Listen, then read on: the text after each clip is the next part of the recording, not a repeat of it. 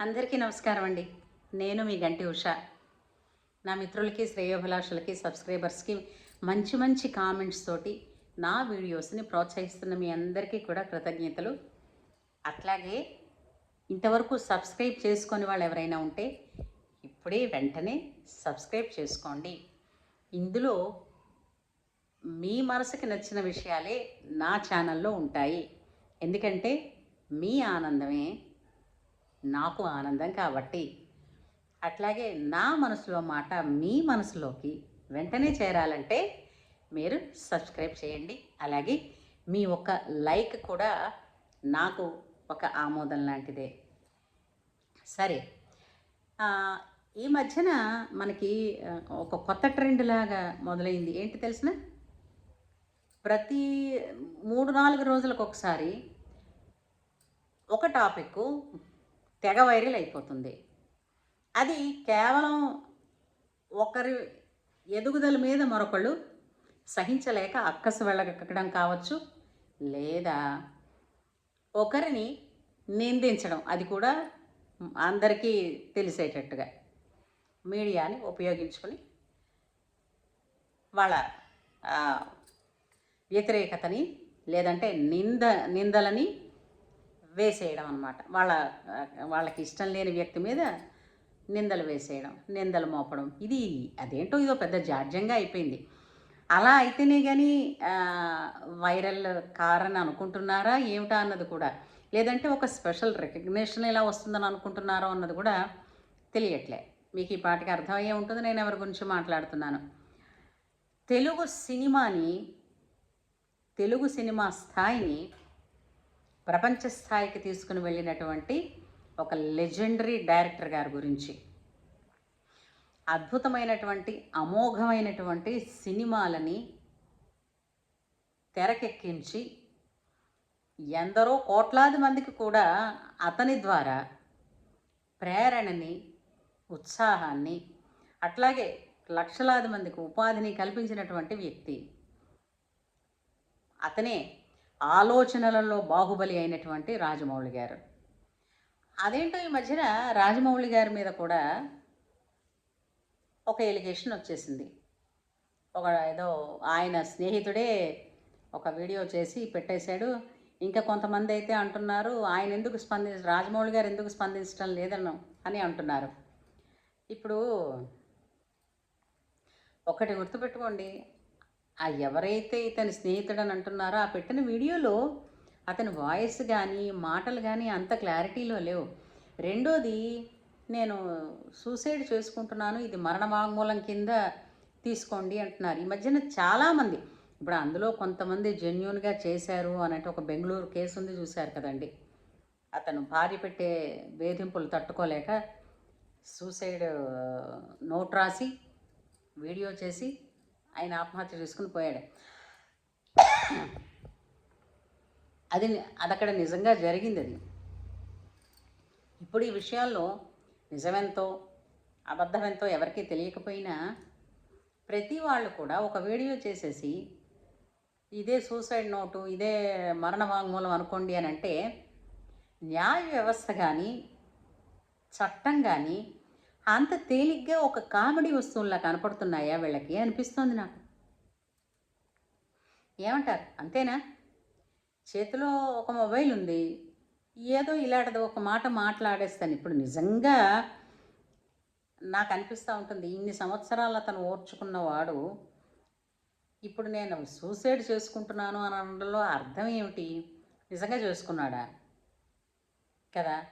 ఒక స్త్రీ కోసం, అది కూడా అంటే ఇప్పుడు ఇవన్నీ తరచి చూస్తే మహా హాస్యాస్పదంగా ఉంటాయి. అంతేకాకుండా మధ్యన రష్మి గౌతమ్ గారు, తర్వాత రాజమౌళి గారి గురించి కూడా కొన్నేవో ఆ ఫోటోలో అవి కాస్త అవి తిరిగాయి. ఏమంటే ఒక డైరెక్టర్ అన్న తర్వాత ఉన్నదే సినిమా ఫీల్డు. ఆ సినిమా ఇండస్ట్రీలో కథ కోసం కావచ్చు, లేదంటే మ్యాక్సిమం అదే అనుకుందాం, కథాపరంగానో సందర్భపరంగానో, కథలో ఉండేటువంటి సందర్భపరంగానో అలా కొన్ని ఫోటోలు తీసినంత మాత్రాన ఆ ఫోటోలు అవి చూపించేసి ఏదో వాళ్ళకున్నది సంబంధం అని చెప్పేసి ఇంకా అంటే ఏం లేదు. ఏదో ఒక మాట అనేస్తే అలాంటివి కొన్ని థంబ్‌నెయిల్స్ పెట్టేస్తే వచ్చేస్తాయి. అంటే వ్యూస్ వచ్చేస్తాయనో. ఏమిటో తెలియట్లేదు గానీ, అంటే నాకు ఈ మధ్యన అనిపిస్తోంది. అపర మహాసరస్వతి అయినటువంటి గరికపాటి వారి మొదలుకొని డైరెక్టర్స్‌లోనే లెజెండరీ అయినటువంటి రాజమౌళి వరకు కూడా ఇవే ఆడవాళ్ళ గురించి వచ్చేటువంటి ఈ విమర్శలు, ఈ నిందలు తప్పలేదు. అయితే ఇంతకీ దీనివల్ల ఏమిటయింది వాళ్ళకనంటే ఏమీ అవ్వలేదు. వాళ్ళకున్న కీడేదో పోయింది. శుభ్రంగా వాళ్ళు ఇంకా బాగానే ఉన్నారు. ఇంకా మరిన్ని అవధానాలు చేస్తూ ఆయనున్నారు. మరిన్ని సినిమాలు తీస్తారు కూడా ఈయన రాజమౌళి గారు. అంటే ఇప్పుడు మనం ఒకరి మీద ఒక అవ్వచ్చు, ఉండొచ్చు. ఒకరు ఎదుగుతున్నారు అనంటే మనకి అసహనం ఉండొచ్చు. ఉంటే అది ఇలా కాదు కదా చూపించుకోవడం. నీకు చేతనైన స్థాయిలో నువ్వు ఎదిగి చూపించాలి. ఎప్పుడు మన ఎదుగుదలకి పక్కవాడు అడ్డు అనుకుంటున్న కాలం అడ్డు అనుకున్నంత కాలం మనం ఎదిగే పరిస్థితి ఉండదు. ఎందుకనంటే అవతల వాళ్ళు మన అభివృద్ధికి అడ్డు అనేటువంటిది మన మనస్సుల్లో, మన మెదడులో మనం పెట్టుకున్నటువంటి ఒక అడ్డు మాత్రమే. నిజానికి అది అడ్డు కాదు. ఎందుకంటే ఎప్పుడూ కూడా ప్రకృతి అనేటువంటిది అందరికీ ఓపెనే, అందరికీ ఆపర్చునిటీస్ ఇస్తుంది. తెలుసుకోవడం మనకి రావాలి. అంతేకాదు పక్కవాళ్ళు వాళ్ళు ఏం కష్టపడ్డారో, వాళ్ళు ఎలా ఎదుగుతున్నారో చేతనైతే ఆ లక్షణాలని అలవాటు చేసుకోవాలి. అంతే తప్పించి వాళ్ళు ఎదుగుతున్నారన్న అక్కస్తో మొదట్లో ఏదో ఊరుకుని వాళ్ళు ఒక మంచి స్థాయిలోకి వచ్చేసరికి ఇలాంటి పనులు చేయడం నిజానికి ఆ వయసుకు తగ్గ బుద్ధేనా అని అనిపిస్తూ ఉంటుంది. కాకపోతే ఇందులో నిజం ఎంత, నిజం కానిదెంత అన్నది తెలియకపోయినప్పటికీ కూడా ఇది మాత్రం ఇన్ని సంవత్సరాల స్నేహం తర్వాత, స్నేహం అంటే అసలు ఏంటి? బాలసుబ్రహ్మణ్యం గారు ఒకసారి ఒక వీడియోలో చెప్పారండి. ఒకవేళ స్నేహితుడిలో లోపాలు ఉండవచ్చు, అయినా సరే భరించు, వీలైతే తీర్చిదిద్దడానికి ప్రయత్నం చేయి, అంతే తప్ప స్నేహాన్ని పోగొట్టుకోకు అని చెప్పారు ఒక వీడియోలో. అలాగా అంతటి స్నేహితుడు, ప్రాణ స్నేహితుడు అని అంటున్నప్పుడు ఆ ప్రాణ స్నేహితుడి గురించి ఈ వయసులో, ఈ సమయంలో ఇలా మాట్లాడడం భావ్యం కాదని నా అభిప్రాయం. అందుచేత ఈ ట్రెండ్ అంటే కొన్నాళ్ళు మనకేంటంటే హాస్పిటల్స్లో స్టంటులు వేసే ట్రెండ్ నడిచింది. ఆ తర్వాత వరుస అందరికీ కూడా కొన్నాళ్ళకి కిడ్నీస్ గురించి వచ్చి డయాలసిస్ అన్న ట్రెండ్ నడిచింది. సో ఇలాగా అంటే బయట హాస్పిటల్స్లో అయితే వాళ్ళు ఒక్కొక్కటి సీరియల్గా వెళ్ళి చేస్తున్నారు. దీని తర్వాత ఇది అంటే చూడండి, మీరు అబ్జర్వ్ చేసి చూడండి. ఆ మధ్యకాలంలో వరుసపెట్టి ఎవరికి గ్యాస్ట్రిక్ నొప్పి వచ్చినా సరే స్టంట్ వేసేయండి అంటూ వేసేయడమే అది జరిగింది. అలాగా మనకి మొన్న సైఫ్ అలీ ఖాన్ గారి పండగల్లో మొదలైంది మరిని. సైఫ్ అలీ ఖాన్ గారి మీద హత్య, అంతకుముందు గరికపాటి వారిది, ఆ తర్వాత వరుస పెట్టి జరుగుతూనే ఉన్నాయి ఇలాంటివన్నీని. ఇది నన్ను అడిగితే ఏమనిపిస్తుందంటే అది నింద వేస్తున్న వాళ్ళు వాళ్ళ చేతకానితనాన్నే వాళ్ళు బయట పెట్టుకుంటున్నారు తప్ప చేతనైన వాడు ఎప్పుడు అలిగేషన్స్ చేయడు. తను చెయ్యాలనుకున్నదేంటో, లేదంటే తనకన్నా అంటే ఎవరినైతే తనకి కాంపిటెంట్ అనుకుంటున్నాడో వాళ్ళకన్నా ఎదిగి చూపిస్తారు.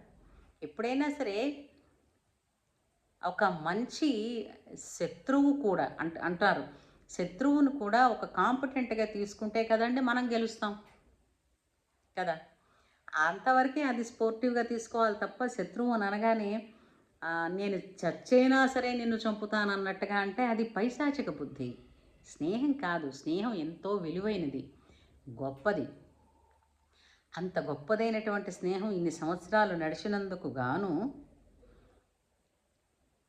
మీరు ఇలాంటి భావనని వ్యక్తపరచడం అన్నది కరెక్ట్ కాదేమో. ఒకవేళ ఏదైనా ఉంటే నిజంగానే ఎదురెదురు పడి తేల్చుకునే వ్యవహారాలు చెయ్యొచ్చు. ఎందుకంటే స్నేహంలో మొహమాట పడక్కర్లేదు. స్నేహం ఉన్నదే అందుకోసం. ఓపెన్గా వాళ్ళు మాట్లాడుకోవాలి. ఇది నచ్చింది, ఇది నచ్చలేదు అని అనుకోవాలి తప్పించి, నా స్నేహితుడు నన్ను ఇలా చేశాడు కాబట్టి నేను ఈ విధంగా నన్ను నేను అంతం చేసుకుంటున్నాను అని అనేది ఎంతవరకు కరెక్ట్ అంటారు? ఎంతమంది జాలి చూపిస్తారనుకుంటున్నారు? ఒకవేళ చూపించారనుకుందాం, నిజంగానే మీరు చచ్చిపోతే చచ్చిపోయిన తర్వాత ఎవడు జాలి చూపిస్తే మీకు తెలిసింది, చూపించకపోతే మీకు తెలిసింది? ఎవరు సిరివెన్నెల గారు రాసినట్టుగా రక్తం, ప్రాణం, దేహం ఇవన్నీ ఉన్నప్పుడు కదండి ఏదైనా మనం ఆనందించడానికైనా, ఆనందం పంచడానికైనాను. అందుచేత